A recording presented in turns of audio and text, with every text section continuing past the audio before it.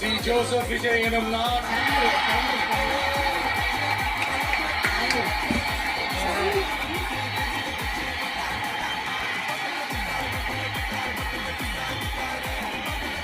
சட்டப்படி அமைக்கப்பெற்ற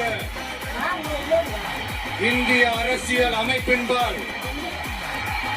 உண்மையான நம்பிக்கையும் மாறா பற்றும் கொண்டிருப்பேன் என்றும்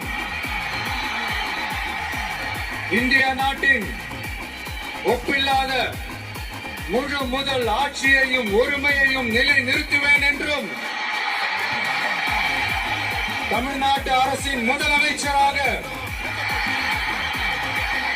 உண்மையாகவும் உளச்சான்றின்படியும்